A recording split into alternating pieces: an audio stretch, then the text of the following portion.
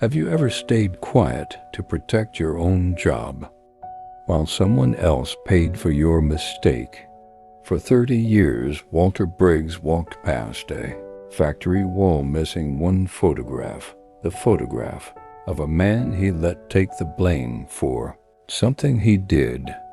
This isn't a story about an accident. It's a story about the weight of silence and about the difference between staying safe and staying honest.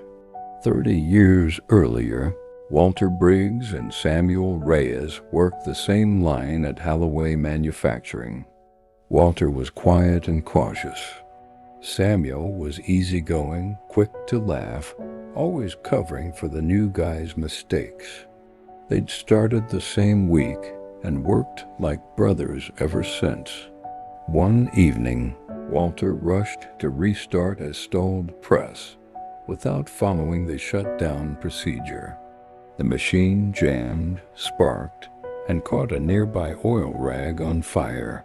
Samuel grabbed the extinguisher and put it out within seconds, but by then, the foreman had already seen enough smoke to come running. The foreman found Samuel standing by the smoking machine, extinguisher still in hand.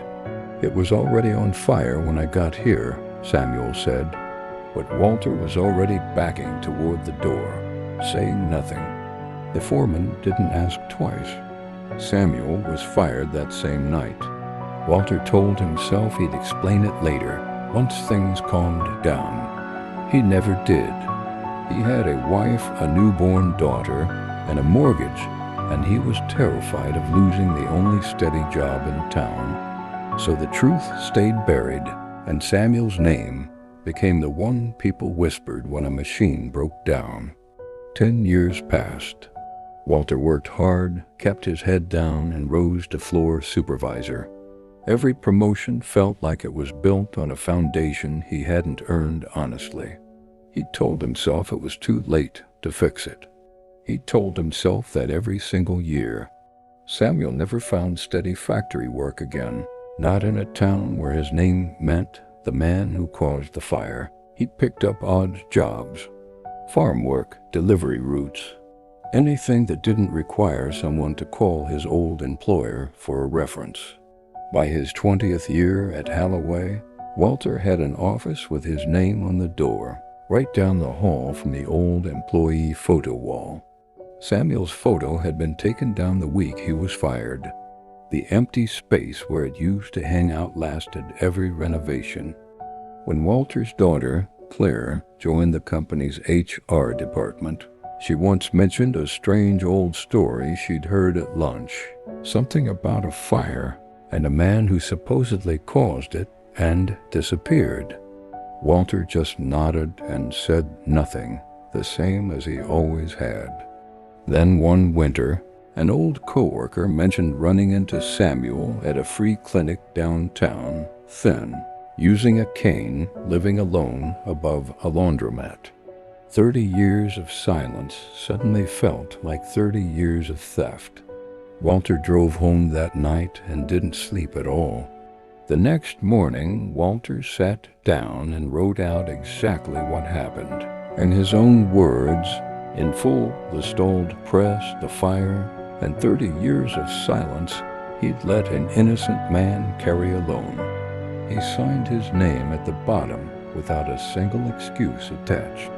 He brought the letter to Claire's office and asked her, as his daughter and as an HR officer, to formally correct Samuel Reyes' personnel record. He asked for no leniency for himself and no announcement. Just the truth entered quietly where it should have been 30 years earlier. Within a week, Holloway Manufacturing issued a quiet, formal correction to its records, clearing Samuel Reyes' name and awarding him the pension and severance he'd been denied 30 years before. Walter accepted a formal reprimand for the delay and never once asked to be thanked. Walter drove to the laundromat himself to deliver the news in person. Samuel listened in silence, then finally asked, the only question that mattered. Why now? Because I should have said it 30 years ago, Walter answered. That week, Samuel's photo went back up on the wall, this time in a proper wooden frame, with his real story attached beneath it.